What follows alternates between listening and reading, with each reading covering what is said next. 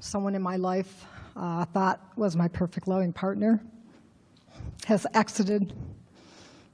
He needs time to see what he wants, and that's okay. I respect that, and that's all right. But there's that missing of the physical. Yeah. And I know how to get to that disc. I've been there many times, and I'm there most of the time, and I know what to do to get there. Turn on good music, have the affirmations, whatever it is to get to that level of knowing who I am, and I know that. And I can get there so often, but then I get in bed at night and the body's not there. It's that physical that I miss. How do you get past the missing of that physical? And I know that the law of attraction will either bring us back together or there'll be another physical. I know that because that's what I'm asking for. But it's in that void of time. Well, you see, here's the thing, and we so love having this conversation with you right now, is that you cannot control whether that person comes and gets into that bed with you or not right now. You don't have the power to control that. Right. And you might not even have the power to not feel sad when you get into that bed. Esther still has moments where she'll open a drawer and it will shock her a little bit. Right. Even though Jerry has made his transition nearly 2 years ago, still that missing comes up. But what you do have control about is what you say right now.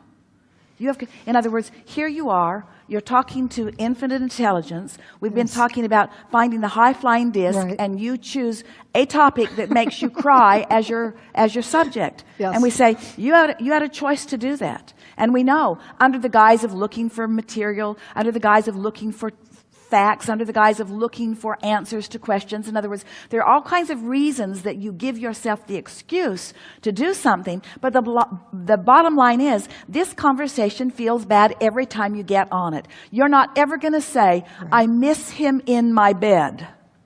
That's just looking for trouble. Those words, I miss him in my bed. I miss him in my life. Well, just go stand by the bed and look where he used to be. Go stand by the bed and look where he used to be. He used to be here. His head used to be here, and he used to lay like this. And he used to be right here. He used to be right here in this place where he isn't. He used to be right here in this place where he isn't. So sleep on the couch. You can make them cry, and they don't even know him or like him.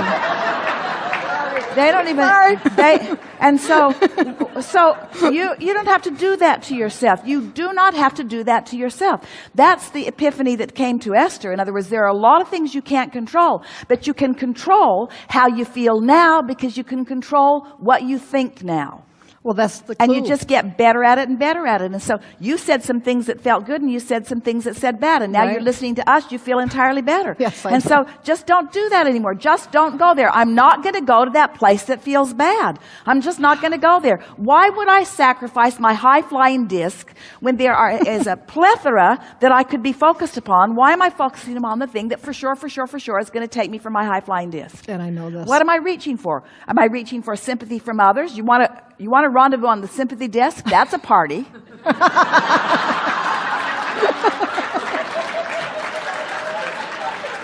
I've been there before. It's not that good. You want to rendezvous on the "this is what he did to me" disc? That's a party.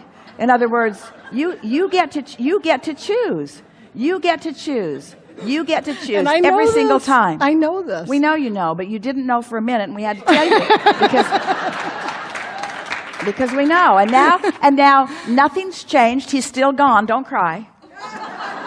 He's still gone. He's still gone. Nothing's changed, but look at the difference in the way you feel. This is your now. A minute ago, your now sucked. But this is your now. This is your now. This is your now.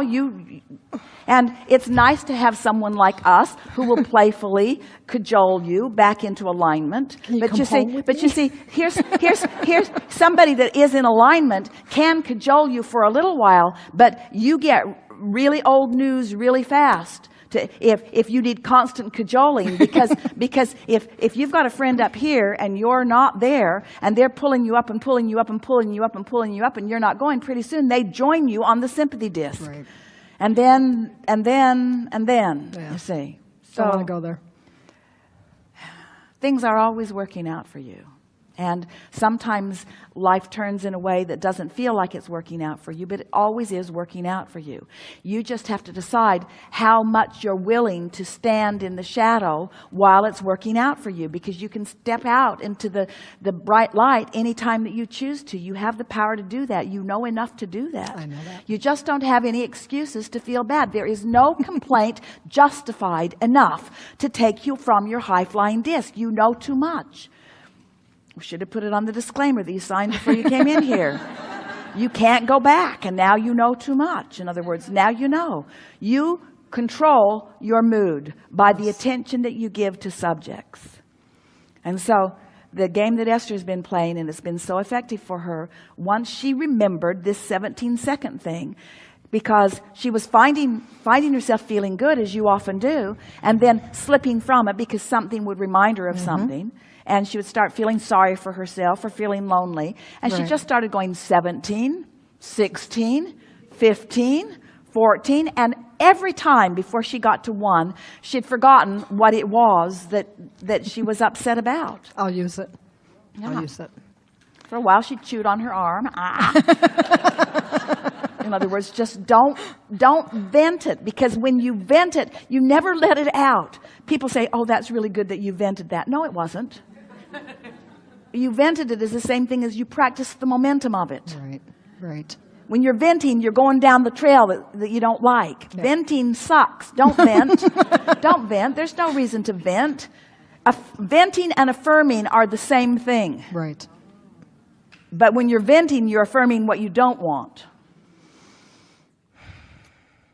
That was good. That was great. Thank you.